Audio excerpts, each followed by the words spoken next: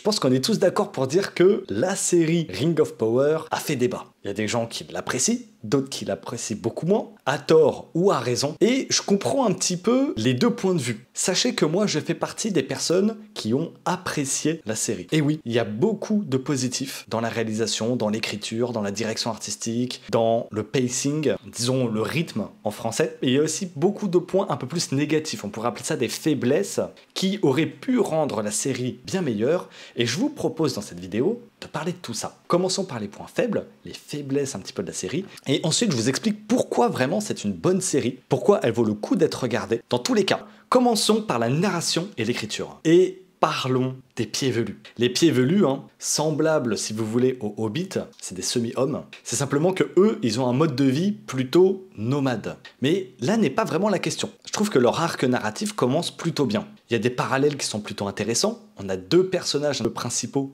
en plus de Gandalf, qui sont Poppy et Elanor, et qui peuvent éveiller en nous les aventures et la relation entre Frodon et Sam, dans la trilogie du Seigneur des Anneaux. Mais le problème avec cette trame, c'est qu'elle souffre de longueur et de choix qui sont discutables. Parlons par exemple du Dark Wizard, qui fait son apparition dans la saison 2. Moi je trouve que son intrigue, elle manque un petit peu de profondeur. Et là où ça se ressent mais énormément, c'est avec son interaction avec Gandalf, où sa fausse sympathie, sa fausse empathie, se dévoile beaucoup trop rapidement. C'est-à-dire que vous avez vu en une seule scène, il fait mine de bien traiter les pieds velus, mais de les défendre à quel prix? Ensuite, Gandalf va lui poser une question qui ressemble à « mais le but ne serait pas de remplacer Sauron ». Et lui, il tombe tout de suite dans le panneau. Il dit « nous allons remplacer Sauron ». Le personnage qui est quand même réputé comme étant puissant, il a l'air quand même d'avoir un certain pouvoir de persuasion et de perfidie et de manipulation, ça donne l'impression vraiment qu'il a une faiblesse à ce niveau-là. Et tout ça dans une seule scène qui doit durer 2 minutes, même pas. Et c'est là que je pense que certaines scènes auraient gagné à être un peu plus développées.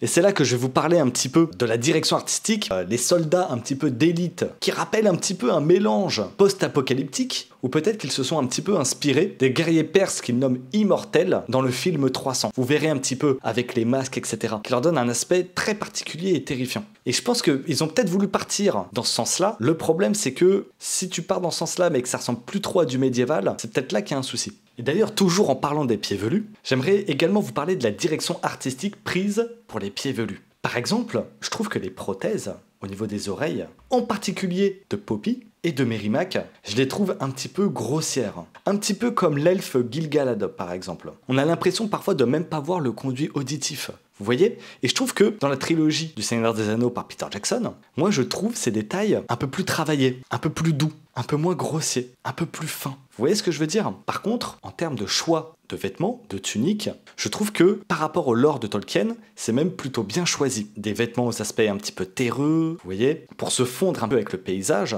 Mais là où pour moi il y a un autre souci, du coup, c'est les petites branches portées sur la tête des personnages, qui sont, si j'ai bien compris, une interprétation des créateurs de la série, parce que si je vous dis pas de bêtises, ils sont pas décrits comme portant des branches ou autres pour se camoufler au niveau de leur tête, mais ça, vous me reprendrez si j'ai tort. Et je vais même utiliser des termes, ça fait un petit peu théâtral, voire même un peu comédie musicale.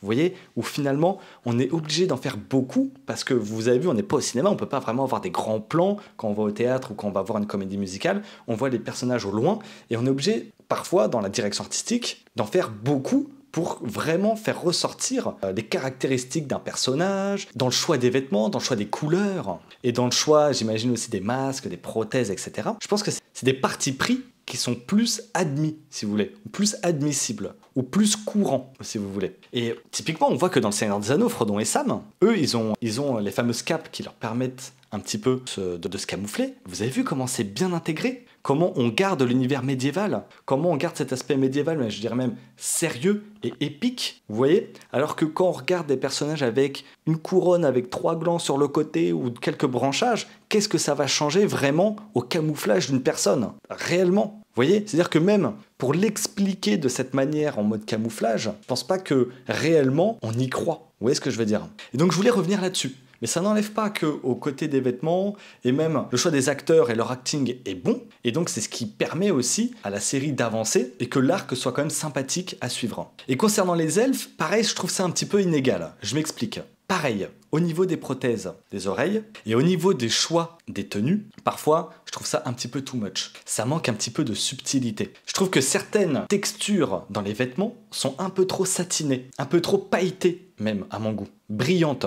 Je pense un petit peu au lore, un petit peu fantastique, mais également médiéval. On a en tout cas, je pense, ancré en chacun de nous cet aspect un petit peu couleur pas très forcément vive, pas trop brillante, etc. Parce que ça rappelle un petit peu cette époque du Moyen-Âge et les représentations qu'on peut s'en faire. Je trouve que côté Peter Jackson, vu qu'il était en plus accompagné par Alan Lee et John Ho, on a des représentations un peu plus gothiques, des saturations au niveau des tenues qui sont un peu plus ternes peut-être, je dirais, et qui donnent un peu plus de sérieux, entre guillemets, qui donnent un peu plus de subtilité visuelle, j'ai l'impression.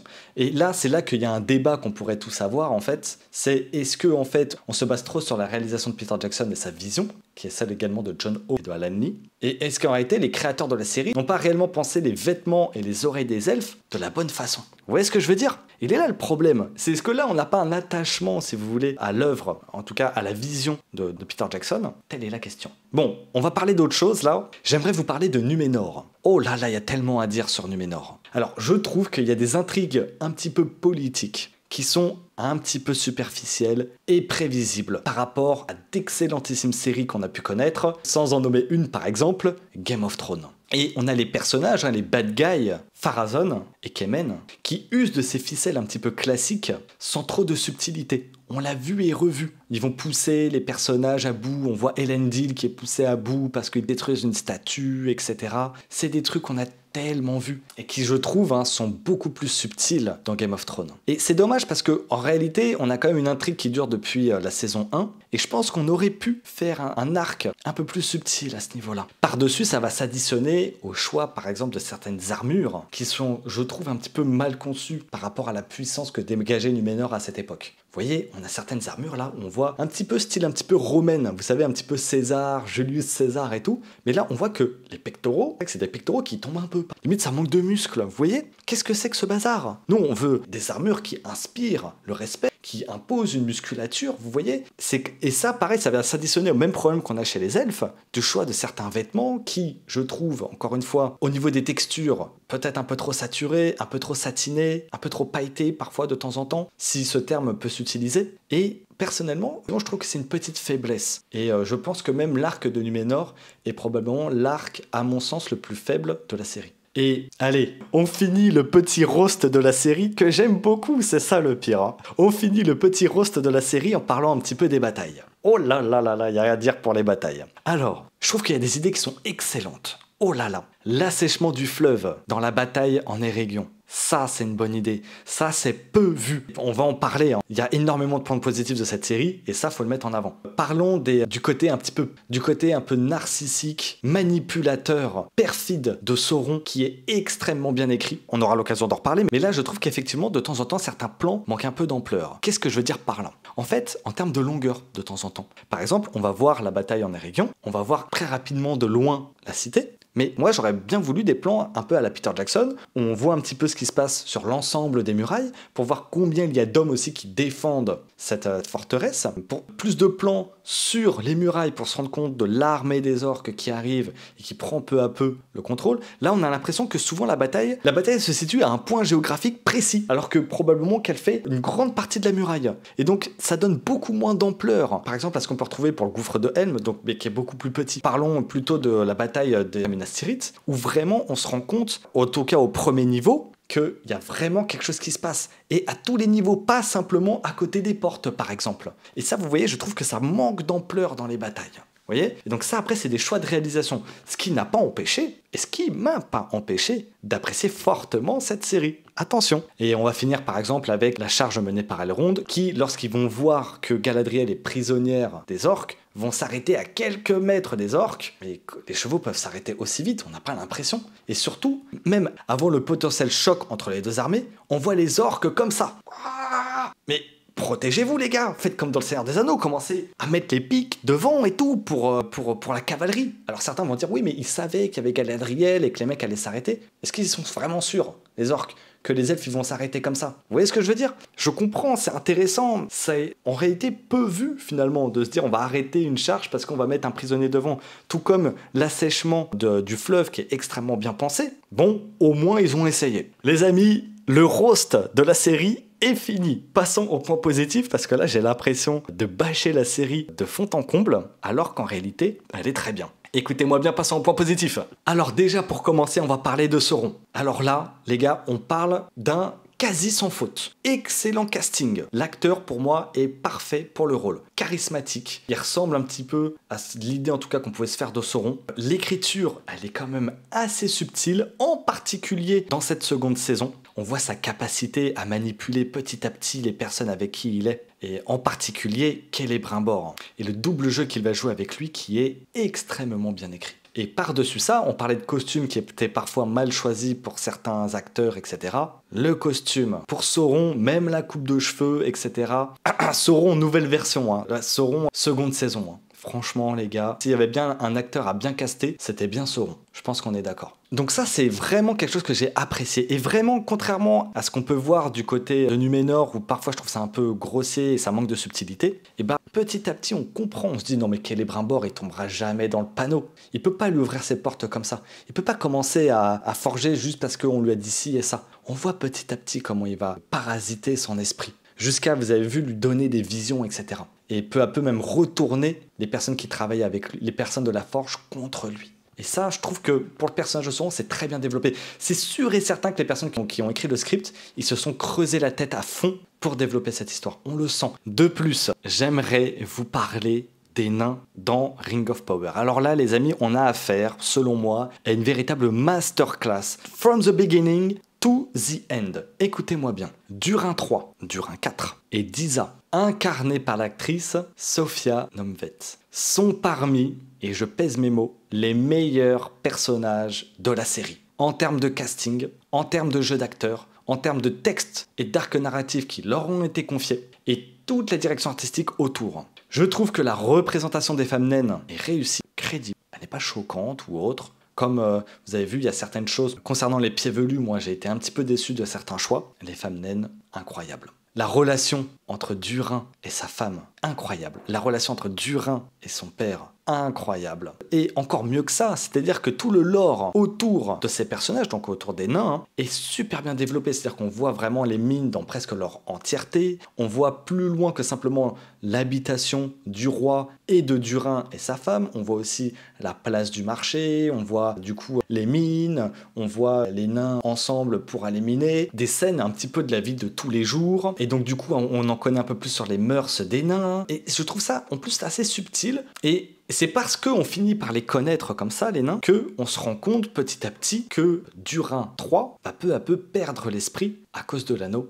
qui lui a été confié. Et on voit petit à petit la relation entre le père et le fils s'affaiblir. On voit ce roi s'affaiblir et partir creuser beaucoup trop profond, jusqu'à finalement se rendre compte dans une scène extrêmement émouvante où il nomme son fils comme digne héritier. Et on voit dans ses yeux qu'il s'excuse d'avoir creusé trop profond et qu'il se sacrifie pour combattre le Balrog. Scène magnifique, probablement la meilleure de la série. Et vous voyez, rien que pour ça, rien que pour l'arc des nains, les gars, vous pouvez regarder Ring of Power. Croyez-le. Je vais vous dire quelque chose qui va probablement ne pas plaire à certains. Le développement, le character development, le lore, le choix des acteurs, l'acting, tout ce qui est lié aux nains dans Ring of Power est supérieur à celle qui a été développée dans Le Hobbit.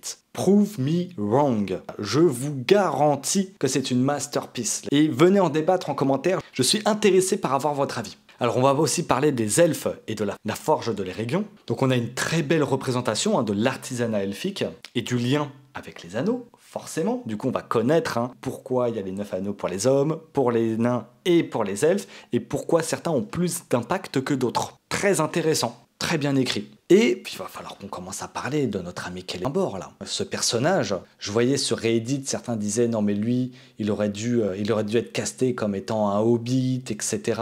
Mais en réalité, pour ceux qui ont vu toute la série, mais le personnage de Celebrimbor, c'est presque le GOAT. En tout cas, top 5 GOAT de la série. Vous avez vu, à la fin, quand il se rend compte que il s'est fait avoir par Sauron, et je vous dis, se faire avoir par Sauron, c'est pas une honte. Quasiment tout le monde a succombé au pouvoir de Sauron. Boromir, qui pourtant est l'un des meilleurs personnages all-time Seigneur des Anneaux, a succombé. Galadriel a succombé, Celebrimbor a succombé, mais à chaque fois, ils ont essayé de se racheter pour essayer un petit peu de contrecarrer ces plans. Et c'est ça qui est beau. Ça fait presque même un parallèle avec la vie réelle, si vous voulez. Et alors, c'est pour ça qu'il faut que je vous parle de cette scène absolument magnifique, de cette scène où il est complètement envoûté par Sauron. Il continue de forger les 9 anneaux des hommes, jusqu'à ce qu'ils se disent, ma souris, je l'ai vu passer un tel nombre de fois et tout, il y a quelque chose qui va pas. Et il finit par sortir un petit peu de ce maléfice. Et il y a une transition où il voit vraiment, du coup, ce qui se passe et la bataille qui se passe sous ses yeux. Et même lui, il est abîmé. En fait, la tour a aussi été touchée pour de la forge. Et c'est là incroyable. Et ça fait penser d'ailleurs à Denethor, qui lui était sous l'emprise du Palantir, et donc un peu par Sauron aussi, qui se rend compte de l'immensité de la bataille qui se passe sous ses yeux. Et contrairement à Denethor, il va essayer jusqu'au bout de se battre et de se racheter. Il essaye, vous avez vu, de faire partir les 9 anneaux avec Galadriel. Et surtout, il va résister jusqu'à son dernier souffle contre Sauron, jusqu'à lui dire des phrases mémorables qui introduisent bien du coup le Seigneur des Anneaux, la trilogie comme on la connaît bien. Il va dire du coup le destin de Sauron qui semble terrifié par les dires de Celebrimbor, et il va finir par l'appeler le Seigneur des Anneaux. S'il y a bien un caractère qui est sous-coté dans cette série, c'est bien Celebrimbor. J'aimerais également vous parler un petit peu de la lumière contre l'ombre, qui a été très utilisée dans Le Seigneur des Anneaux par Peter Jackson. Ça symbolise le bien versus le mal, on l'a vu sur du Osgiliath, on l'a vu à la charge du Rohan contre les orques, on le voit dans tout un tas de scènes dans Le Seigneur des Anneaux, et bien repris du coup dans la série, et si vous voulez, c'est un peu des codes cinématographiques, c'est-à-dire que ce n'est pas lié uniquement qu'au lore du Seigneur des Anneaux et à la réalisation tout autour. Mais j'ai bien aimé ça aussi, vous voyez. Et j'ai bien aimé aussi les échos à l'œuvre de Peter Jackson. On peut citer le fouet du Balrog qui va attraper comme ça, ou la cheville du Rhin, 3 comme ça, pour essayer de l'emmener dans les abysses. Du Rhin qui va résister un petit peu comme Gandalf. Je trouve que c'est un joli clin d'œil. On peut aussi parler du corps des elfes, qui renvoie un petit peu au corps du Rohan dans la charge épique sur les champs de Pelennor. Et puis, il y a quelque chose dont on parle pas forcément, mais j'aimerais vous parler aussi du sound design de la série, qui est plutôt bon. Mais le problème, c'est que vu qu'il y a quelques problèmes avec le pacing, quelques problèmes avec le rythme dans la série, des fois ça va trop vite, et il n'y a pas de moment où ça va pas assez vite. Donc moi, je suis partisan de dire qu'il faut mieux que ça aille vite que pas assez vite. Parce qu'on risque de perdre des spectateurs, en particulier à notre époque, où c'est très facile de changer de film, très facile de changer de série. Donc je comprends du coup le choix qu'ils ont fait d'avoir un pacing assez rapide, mais parfois, sur certaines scènes, ça se sent, même dans les scènes de bataille, comme je vous disais, dans les points faibles. Mais dans l'ensemble, c'est plutôt cool, parce qu'en fait, on s'ennuie pas. Même quand il y a quelques faiblesses, finalement, ça se regarde. En gros, sincèrement, je crois que je me suis jamais ennuyé devant la série. Et puis les gars, faut qu'on parle aussi du personnage d'Adar, là. C'est quoi ce bazar? Incroyable, ce personnage. Donc, 1, il est bien écrit, 2, il est bien casté, 3, l'acteur joue très bien. La relation qu'il a avec les orques est plutôt touchante, d'ailleurs. D'ailleurs, en parlant des orques, vous avez vu, on voit des femmes orques, par exemple, avec leurs enfants. Ça entretient un peu plus le lore. Et vous savez quoi? Je trouve que même le lore des orques dans Ring of Power, il est parfois même un peu plus développé. On voit un peu plus ce qui se passe un petit peu dans un campement orque et ce qu'ils peuvent ressentir par rapport à leur supérieur hiérarchique, entre guillemets. Et ça peut être très intéressant. Et donc d'ailleurs, je rebondis sur ça, sur ce sentiment que vous avez vu. Les orques, parfois, ils savent pas sur quel pied danser. Est-ce qu'ils sont du côté de Sauron? Est-ce qu'ils sont du côté d'Adar? Pendant toute la saison 2, ils sont du côté d'Adar. Et puis, petit à petit, ça par exemple, c'est quelque chose qui est bien écrit dans la série, on voit que peu à peu, Adar déçoit certains orques de son armée parce qu'il va prendre des choix qui va les mettre un petit peu en difficulté, en termes de nombre, en termes d'essais, en termes, là, ce qui est un petit peu la cerise sur le gâteau, c'est